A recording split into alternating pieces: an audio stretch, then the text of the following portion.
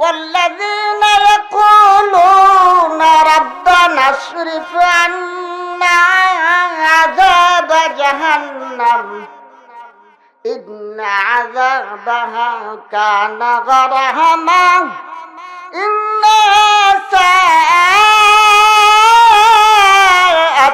مستقرا ومقاما যে দয়ালু আল্লাহর বান্দারা মুখে ইবাদত করে, আল্লাহ গো ইসরিফ আন্না আযাবা জাহান্নাম, তাহাজ্জুদ নামাজ পড়েও আল্লাহর ওলিরা নিশ্চিন্তায় বসে থাকে না, বরং আল্লাহর কাছে দোয়া করে, আল্লাহ জাহান্নামের আগুন তুমি আমাদের থেকে হটিয়ে নাও। কারণ জাহান্নামের আগুন যদি আমার যদি আমার গলার মধ্যে হাড়ের মতো লেগে যায়, তাকে হটানোর ক্ষমতা আমার নাই, দুনিয়ার কোনো মানুষেরও নাই। আল্লাহ যদি ওই জাহান্নাম থেকে মুক্ত আমাকে না করে, তাহলে সেই ক্ষমতা দুনিয়ার কোনো শক্তি ধরেও নাই। এই জন্যই আল্লাহর ওলিরা দোয়া করে বন্ধুরা আমার, যে জাহান্নামের আগুন মাবুদ সইতে পারবো না, প্রয়োজনে দুনিয়াতে নাও কাদাইয়া আখেরে কাদাইও না, দুনিয়াতে নাও কাদাইয়া আখেরে কাদাইও না। যে আল্লাহ দুনিয়াতে কাঁদতে শিকার, দুঃখ চাওয়া জায়েজ নাই, দুঃখ চাওয়া চেয়ে নেয়া, কষ্ট চেয়ে নেয়া আল্লাহর কাছে এটাও জায়েজ নাই। তবে আল্লাহর ওলিরা বলেন যে প্রয়োজনে আল্লাহ দুনিয়াতে না খাইতে রাজি, দুনিয়াতে কে নে কে বাস করতে রাজি, কিন্তু জাহান্নামের আগুন আমাদেরকে জ্বালায়ও না, কারণ এটা বড় ভয়ানক আগুন। সেদিকে যাইলে তো বন্ধুরা দেরি হয়ে যাবে, আমার সাবজেক্ট সেটা নয়। আপনারা শুনছেন জাহান্নামের ভয়াবহ আগুন কেমন। তো বন্ধুরা আমার, এর পরের আয়াতে আল্লাহ বলেন, দয়ালু আল্লাহর বান্দা জিহ্বার ইবাদত করেছে প্রথমে, এরপরে পায়ের ইবাদত করেছে, ইয়ামশুনা আলাল আরদ, জমিনে বিনয়ী হয়ে চলে। এরপরে দয়ালু আল্লাহর বান্দার মৌখিক ইবাদত করেছে, মৌখিকভাবে আল্লাহর কাছে দোয়া করে, আল্লাহ তুমি জাহান্নামের আগুনে আমাদেরকে জ্বালিও না। এরপরে দয়ালু আল্লাহর বান্দারা শারীরিক ইবাদত হইল। এটা শারীরিক ইবাদতেও শুধু ইসলামে যথেষ্ট নয়, আরেকটা ইবাদত আছে মালি ইবাদত, অর্থাৎ সম্পদের ইবাদত। একটা তো আপনি করলেন শারীরিক ইবাদত, এটা শরীর দ্বারা হয়েছে এতক্ষণ। এখন মালি ইবাদত হবে, যাদের সম্পদ আছে, হ্যাঁ, তারা তো জাকাতের উপযুক্ত, 52 তুলা রূপের সম পরিমাণ যাদের সম্পদ আছে, বছরান্তে তাদেরকে জাকাত দিতে হবে। হ্যাঁ, এই 40 ভাগের 1 ভাগ জাকাত দিতে হবে। তো এছাড়াও দান করার কথা, নফল দান করার কথা বলা হয়েছে। মালের ব্যাপারে কি করতে হবে? যথেচ্ছায় খরচ করা, মন যা চায় তাই স্বাভাবিক খরচ করতে হবে। খরচ করা যাবে না, মন চাহি খরচ করা যাবে? ইসলামের প্রত্যেকটারে ইসলামের বিধান আছে। এই জন্য আল্লাহ তাআলা ওই আয়াতে স্পষ্ট ভাষায় বলে দিয়েছেন যে খাঁটি মুমিন বান্দাদের অভ্যাস কি হবে সম্পদের ব্যাপারে, লেনদেন কিভাবে কিরকম হবে। আল্লাহ বলেন, ওয়াল্লাযীনা ইযা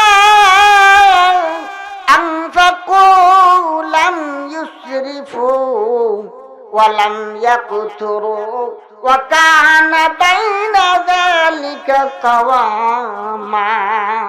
কেমন হবে? দয়ালু আল্লাহর বান্দারা সম্পদের ব্যাপার, সম্পদ খরচ করার ব্যাপারে তারা এই বেশিও করবে না খরচ, কমও করবে না, অর্থাৎ প্রয়োজনে সে অপব্যয়ও করবে না, এবং খরচ করার ক্ষেত্রে কার্পণ্যও করবে না, কৃপণতাও করবে না, মাঝামাঝি। যে কারণ ইসলামের বিধানটা এইটা, বেশি করাও জায়েজ নাই, প্রয়োজনের কম করাও জায়েজ নাই। কৃপণকেও ইসলামে বড্ড নিন্দা করা হয়েছে। এজন্য ইসলামের বিধানটা কি হবে? বিধানটা হবে মাঝামাঝি। খায়রুল উমুরি আওসাতুহা। ইসলামের বিধানটা হলো সেরকম, প্রত্যেকটা বস্তুর মধ্যে, এমনকি শারীরিক আমলের মধ্যেও, নামাজের মধ্যেও, রোজার মধ্যেও মধ্যপন্থা অবলম্বন করা চাই। কি পন্থা? মধ্যপন্থা। এবং খায়রুল উমুরি মাহাদি মা আলাইহি। এবং আল্লাহ এবং তার রাসূলের কাছে সবচেয়ে আমলটা কোন ধরনের আমল প্রিয়? যে এই আমলটা প্রিয় যা প্রত্যহ করা হয়, যে আমলটা প্রতিদিন করা যায়, সেই আমলটা হইল আল্লাহ এবং তার রাসূলের কাছে প্রিয়। একদিন সারা রাত নামাজ পড়লাম, পরের দিন ফজরের খবর নাই, আসার খবর নাই, এরকম আমল, হ্যাঁ, রেগুলার আমল, রুটিন মাফিক আমল করা চাই, অরুটিন মাফিক না। এই জন্য খরচ করার ব্যাপারে বলা হয়েছে। খরচের কবি শের কোন, কবিতা কোন, ফার্সি কবি। খরচের রোজান দাজাম কোন, খরচের রোজান দাজাম কোন, খুশক রহশে খহশে রাতা জাম কোন, খুশক রহশে খহশে রাতা জাম কোন। কবি খুব সুন্দরভাবে উদাহরণ দেন যে তুমি আন্তাজের বাহিরে খরচ করিও না। আন্তাজের বাহিরে খরচ করলে কি হবে জানো? এমন হবে যেমন তোমার একটা জখম, একটা আঘাত শুকায় গেছিল, এই আঘাতটার মধ্যে পুনরায় শুকিয়ে যাওয়া আঘাতটার মধ্যে পুনরায় আঘাত পাইলে যেরকম মনটার মধ্যে ভীষণ কষ্ট হইব। আহারে 7 দিন ওষুধ খাইয়া শুকাইলাম, আবার আঘাত পাইলাম, মনটার মধ্যে যেমন কষ্ট লাগবো, তদ্রুপ তুমি যদি অনর্থক খরচ করে গরিব হয়ে যাও, তদ্রুপ তোমার এমন কষ্ট হবে। এরপরে এটা বলছে আন্তাজের বাহিরে খরচ না করার কথা। এরপরে কবি, ফার্সি কবি আরেকটা শের বলেন বেশি খরচ না করার জন্য। দস্তরাজগর বাহাসিদ্দত তঙ্গি মকুন, দস্তরাজগর বাহাসিদ্দত তঙ্গি মকুন, হ্যাঁ, চৌকে রাহওয়া রিহি বুরা লেঙ্গি মকুন, চৌকে রাহওয়া রিহি বুরা লেঙ্গি মকুন। কি সুন্দর সুন্দর উদাহরণ দিয়ে বলে, হ্যাঁ, যে তুমি এখন কইতেছে কৃপণদের নিন্দা বলতেছে, কৃপণদেরকে সাবধান করতেছে যে তোমার যখন খরচ করার সামর্থ্য আছে, সুতরাং তুমি কৃপণতা কইরো না। অর্থাৎ উদাহরণ দিয়ে বলছেন যে তুমি যখন হাঁটতে সক্ষম, তখন পথের মধ্যে ল্যাংরামি কইরো না। হাঁটতে পারো তো ল্যাংরামি করো কেন? এটা তোমার দোষ না। কাজে কবি বলছেন, হ্যাঁ, কবি বলতেছেন যে তুমি যখন রাস্তার মধ্যে চলতে সক্ষম, তুমি যখন খরচ করতে সক্ষম, তখন তুমি কার্পণ্য করিও না।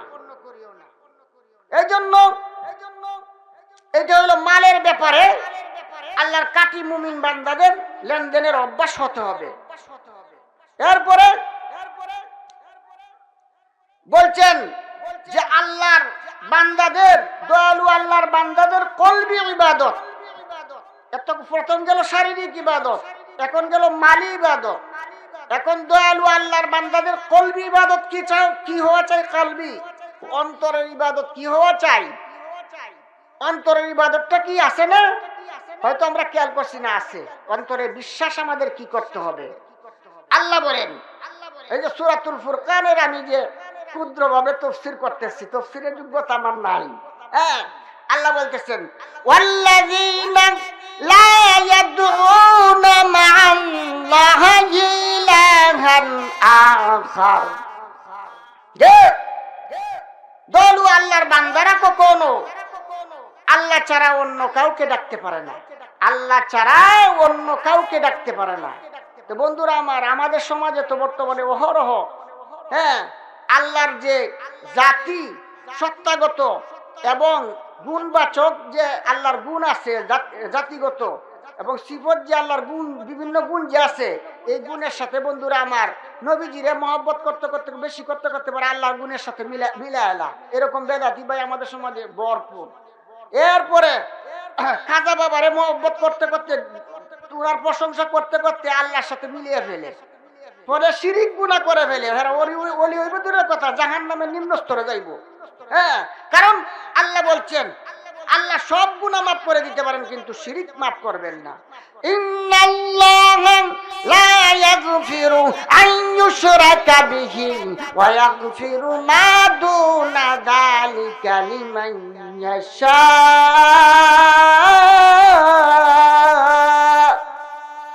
আর জোরে বলে আল্লাহু আকবার, নারায়ে তাকবীর।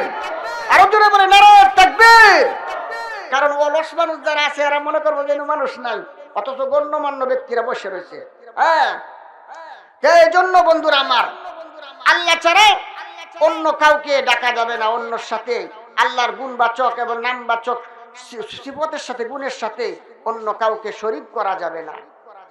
এরপরে আল্লাহ তাআলা বলেন যে এখন হলো কলবি ইবাদত করেছেন দয়ালু আল্লাহর বান্দারা। এরপরে আল্লাহর বলেন আল্লাহর ইবাদত করেছেন, আল্লাহর হক আদায় করেছেন এতক্ষণ। এখন আল্লাহ বলেন ওয়ালাম ইয়াকতুলুনান নাফসাল্লাতী হারামাল্লাহু ইল্লা বিল হক। এতক্ষণ আল্লাহর দয়ালু আল্লাহর বান্দা আল্লাহর হক আদায় করেছে।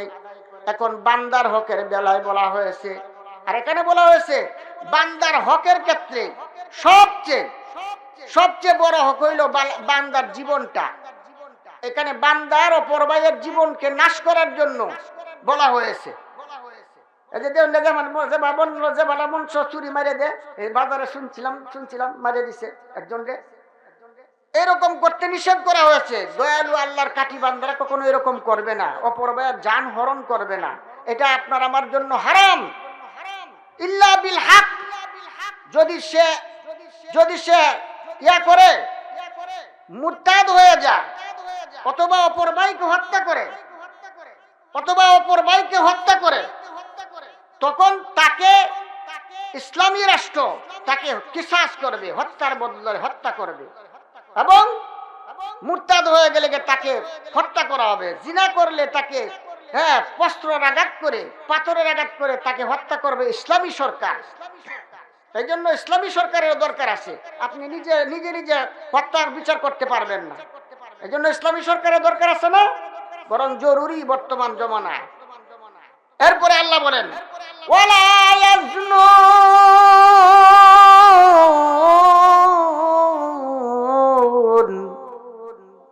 দয়ালু আল্লাহর বান্দারা কখনো জিনা করে না।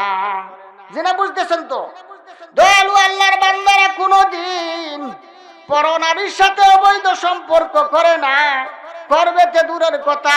দয়ালু আল্লাহর প্রকৃত বান্দারা বেগানা নারীর দিকে পর্যন্ত তাকায় না, কারণ বেগানা নারীর দিকে তাকাইলে চোখের জিনা হয়ে যাবে। বেগানা নারীর দিকে ওই হাত দিয়ে স্পর্শ করলে হাতের জিনা হবে, জিনার দিকে পায়ে হেঁটে গেলে পায়ের জিনা হবে। এই জন্য আল্লাহর ওলিরা কোনো দিন জিনা করবে দূরের কথা, এই যেরকম হাতে পায়ের জিনাও আল্লাহর ওলিরা কখনো করে না।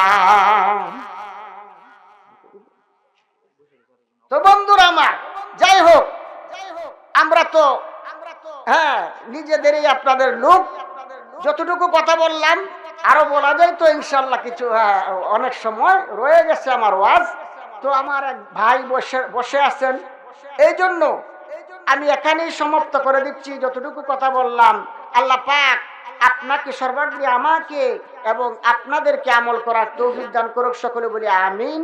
ওয়া আখিরু দাওয়ানা আনিল হামদুলিল্লাহি রাব্বিল আলামিন। আসসালামু আলাইকুম ওয়া রাহমাতুল্লাহি ওয়া বারাকাতুহু।